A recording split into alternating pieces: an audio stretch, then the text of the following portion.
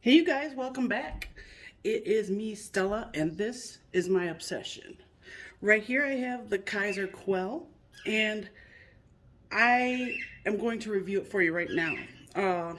This knife has been one of the best Kizer knives that I've gotten in full titanium and S35 VN ever. I have never gotten a knife this good in this on this platform from Kizer. My cat is going to try to jump over here. So yeah, anyway, you stay over there. Know your spot. Good girl. So anyway, yeah, the Kizer Quell, you guys. It is the meaning is cool. It means to rebel against with violence, basically. Um, but this knife and the meaning really don't coincide with each other, in my opinion.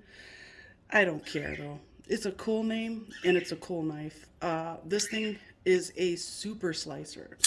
The Tanto blade is very thin behind the edge. It's got a nice and thin stock as well, but it's not a really dainty tip, but it's still pretty thin. The swedge at the very end gives it a little more strength. I'm not going to say you should really beat on this knife, but it sure can, chop up a lot of really heavy cardboard, and it goes through materials like butter. It's a stupendous slicer. That's what I'm going to say about this one. Yeah, so just take a look at that edge. It came shaving sharp, of course. It's got a beautiful stone wash on it. I love Kaiser's stone wash. And there's the name Quell, and it is a Kevin McKellen design. It's S35VN, and it's I haven't even stropped it or anything, and I have. Oh man, it still feels so sharp. I wonder if it'll still shave. So let's see.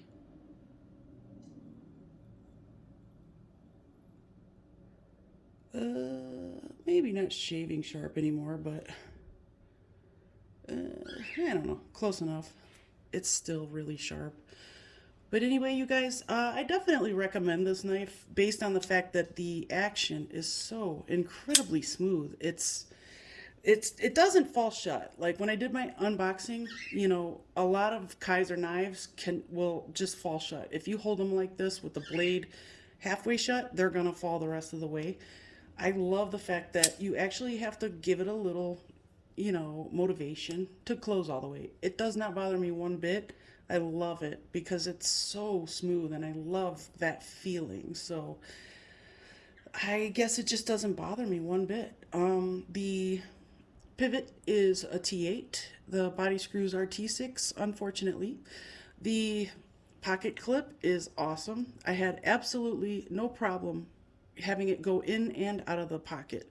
The ramp works perfectly, especially since they put it right there where the cutout is for the relief for the frame lock. So even though they did that, and even though there is this slit right here, it absolutely promotes no problem going in and out of your pocket.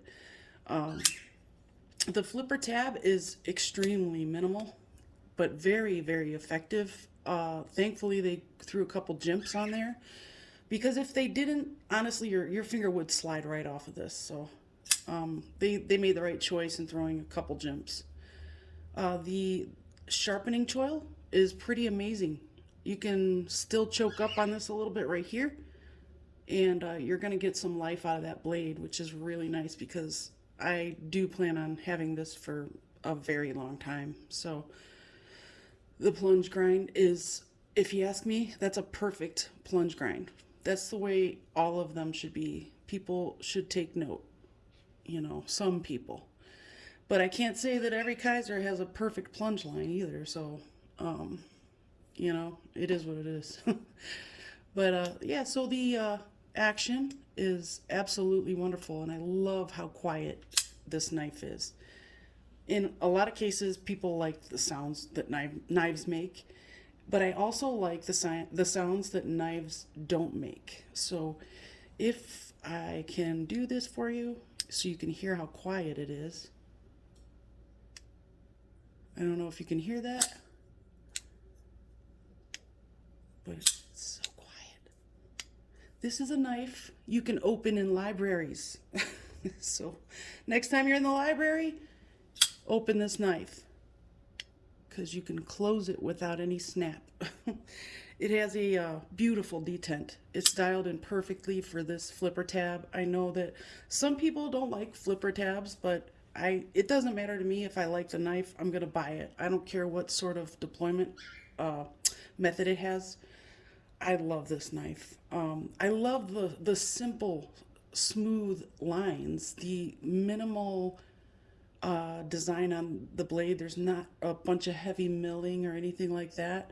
I just love the simple lines of this knife. I think it's elegant, and it's an amazing slicer. You can use this for your everyday life. It's also a gent's carry if you want it to be.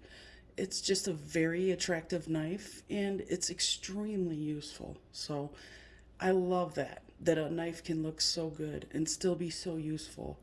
And it's not like you can really beat on it all the time, but it certainly can take a lot. So you can use this in jobs like a receiving job where you may deal with packaging all day long. This thing is a perfect slicer, so it's going to go through every bit of tape, every bit of boxes that you have to cut open. This thing is a great little user, and I definitely recommend it all the way.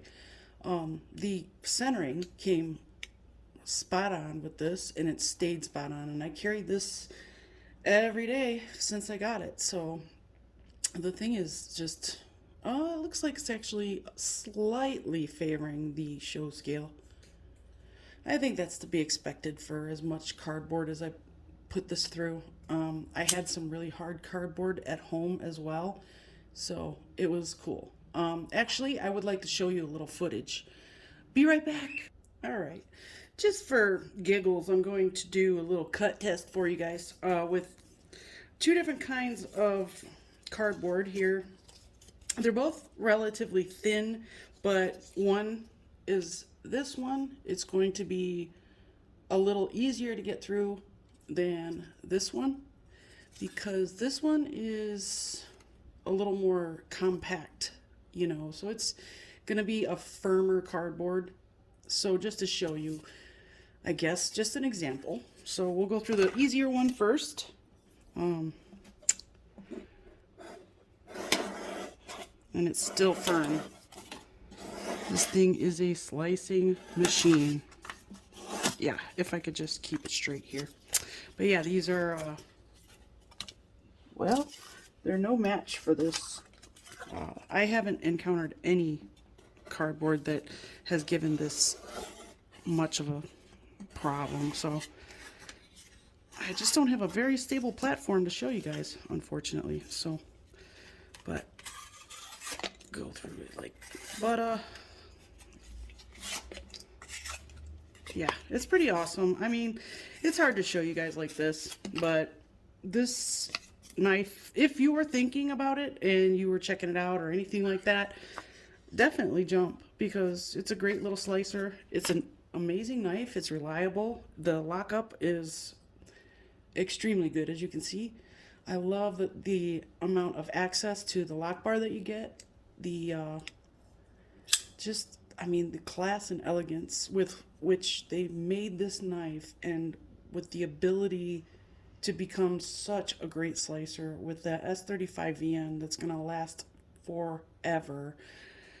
I mean, and then when it gets a little tired, you got to strop it, and it strops right back to, factory edge. This should be one that you don't have to sharpen very often at all.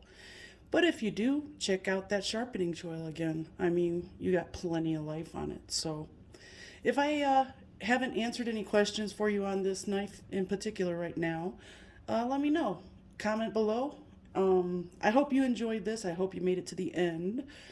Like, comment, share if you feel froggy. I would love to try and get myself up to 1,000 subs. Doing my best to get there on my own.